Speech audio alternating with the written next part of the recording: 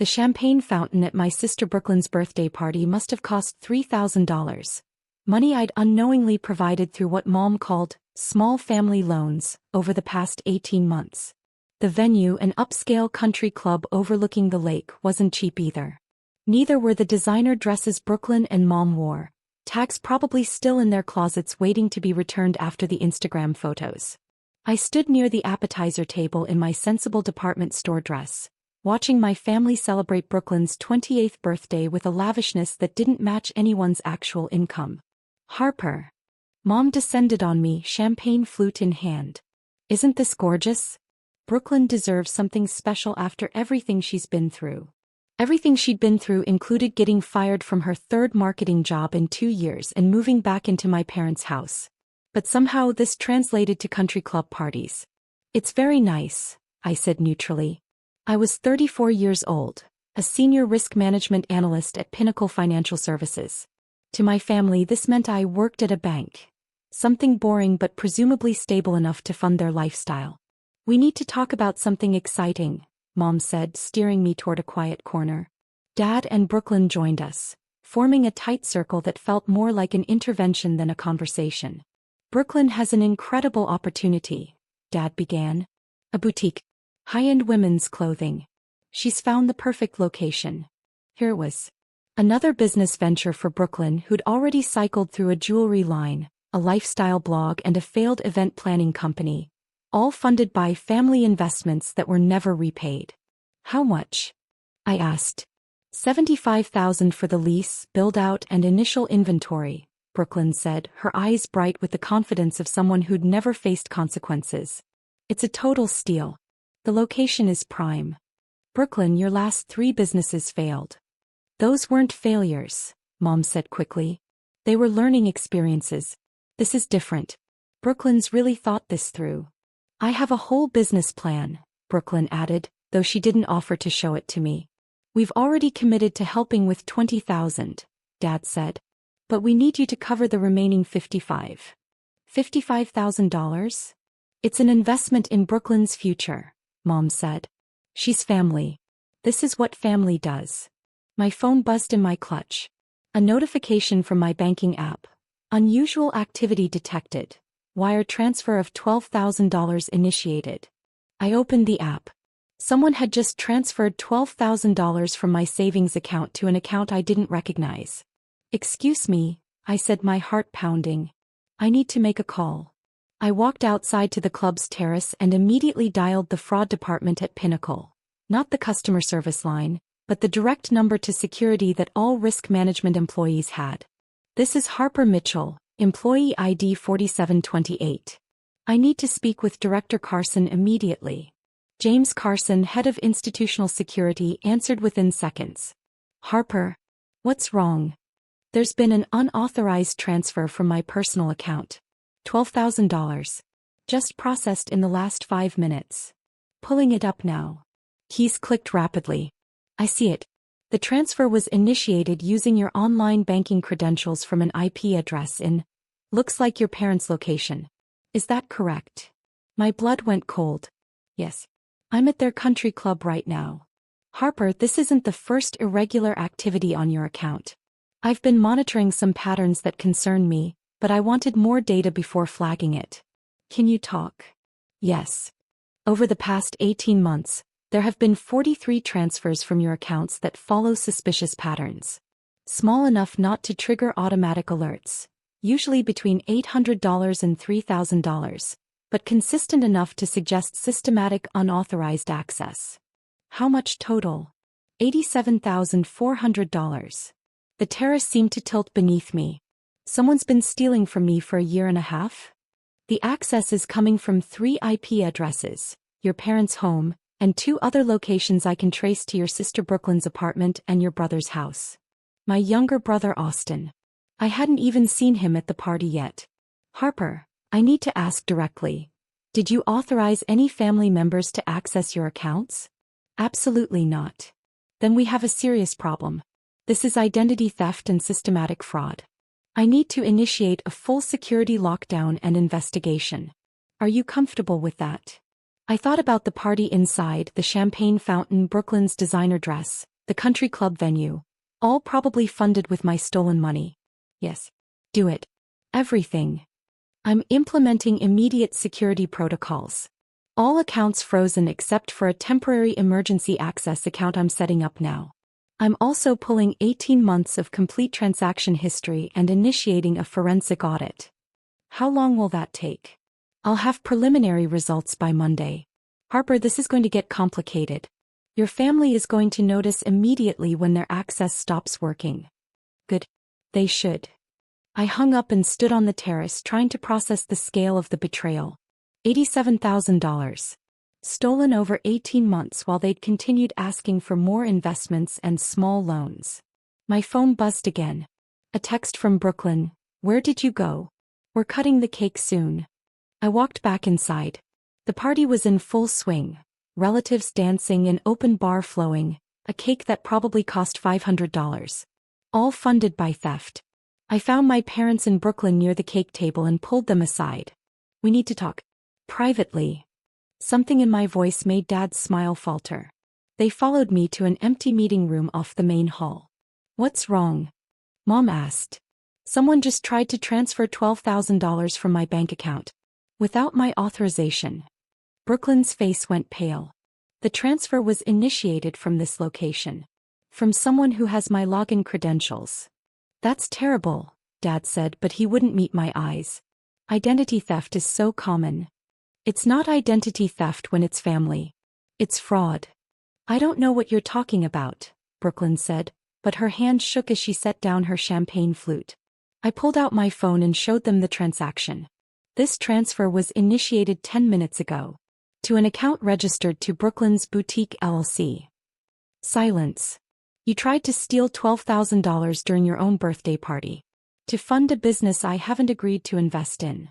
It's not stealing if we're family, Mom said weakly. You were going to give Brooklyn the money anyway. Was I? Because I don't remember agreeing to that. You always help when we need it, Brooklyn said defensively. What's the difference? The difference is consent. The difference is asking versus stealing. My phone rang. James Carson. Harper, I have preliminary findings. Can I put you on speaker with legal? Yes. I put my phone on speaker. James's voice filled the small room. This is James Carson, Director of Security at Pinnacle Financial, with Sarah Chin from our legal department. We've completed an emergency audit of the Mitchell account. My family stood frozen, staring at the phone. We've identified systematic, unauthorized access to Harper Mitchell's accounts from 3 distinct sources. The access includes credentials that were obtained, we believe, through keylogging software installed on Ms. Mitchell's devices. Keylogging software? I asked. Someone installed spyware on your laptop and phone to capture your passwords. Very sophisticated for family members. I looked at Brooklyn. You asked to borrow my laptop last summer. Said yours was broken and you needed to send an urgent email. She wouldn't meet my eyes. The total unauthorized transfers over 18 months, $87,400, Sarah Chin continued. Combined with the attempted $12,000 transfer today, we're looking at $99,400 in fraudulent activity. Mom sat down heavily. Dad's face had gone gray. Ms. Mitchell, we've notified law enforcement as required. The FBI's Cybercrimes Division will be investigating the electronic access. You should expect contact within 48 hours. Thank you, I said and hung up. Brooklyn started crying. Harper, please. I can explain. Explain what? How you installed spyware on my devices. How you've been systematically stealing from me for 18 months. How you tried to take another $12,000 during your own birthday party. We needed the money, Mom said desperately. You have so much. How much do you think I have? They looked at each other, confused by the question. You've been stealing from me for a year and a half. You installed spyware to get my passwords. But you never bothered to look at what you were actually stealing from. I pulled up my complete financial profile on my phone. Primary accounts, $890,000. Investment portfolio, $2,600,000. Retirement accounts, $1,400,000. Real estate, $1,800,000. Stock options, $1,900,000. Total net worth, $8,590,000. The crying stopped. The room went silent. 8 million, Brooklyn whispered. 8.6. I'm not a bank teller. I'm Senior Director of Risk Management at one of the largest financial institutions in the country. My salary is $380,000 annually. My bonuses average $200,000. I've been investing aggressively for 12 years. Why didn't you tell us? Mom asked. Why would I? Every time I've mentioned success, you've immediately calculated what you could take. So I stopped mentioning anything. Dad found his voice. If you have $8 million, why do you care about less than $100,000? Because it's not about the amount, it's about the theft. You didn't ask. You didn't borrow. You installed spyware and systematically stole from me while continuing to ask for more. We're family, Brooklyn said. Family shares. Family asks. Family respects boundaries. Family doesn't install keyloggers and commit cybercrimes. My phone buzzed with multiple notifications. Text messages. From Austin, why won't my card work? From Mom's phone, transaction declined. From Brooklyn, what happened to my accounts? That would be the security lockdown, I said. Every account connected to the stolen money is frozen pending investigation. Every credit card linked to fraudulent transactions is canceled. Every financial institution has been notified. You froze our accounts? Dad asked incredulously. I froze stolen money. Money taken from me through fraud and cybercrimes. Brooklyn's phone rang. She looked at the screen and her face crumbled. It's the country club. They're saying our card was declined for the party balance. How much do you owe them? $18,000, she whispered. $18,000 for a birthday party funded with money you stole from me. Austin burst into the room, his face red. What the hell, Harper? My cards aren't working. The bar just shut off my tab. He stopped when he saw everyone's faces. You installed keylogger software on Harper's laptop, Mom said quietly.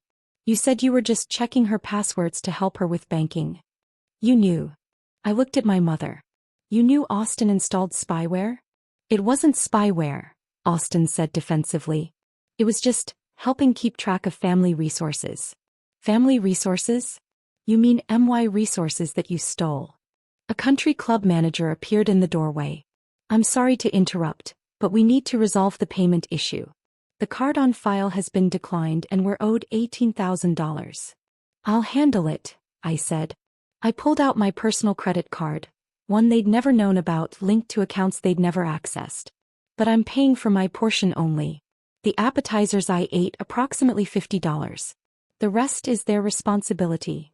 The manager looked confused. But this is a family event. It's a party thrown with stolen money. They can figure out how to pay for it. I paid my $50 and walked toward the exit. Harper, wait. Mom called. We can fix this. We'll pay you back. With what money? The money you stole from me?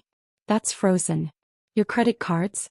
Also frozen because they were funded with my stolen money. Brooklyn was crying again. What about my boutique? What about it?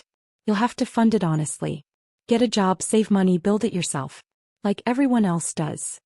I walked out of the country club into the cool evening air, leaving behind the party funded with my stolen money, the family who'd seen me as nothing more than a bank account to hack, and the fantasy that we'd ever been anything more than thieves and victim.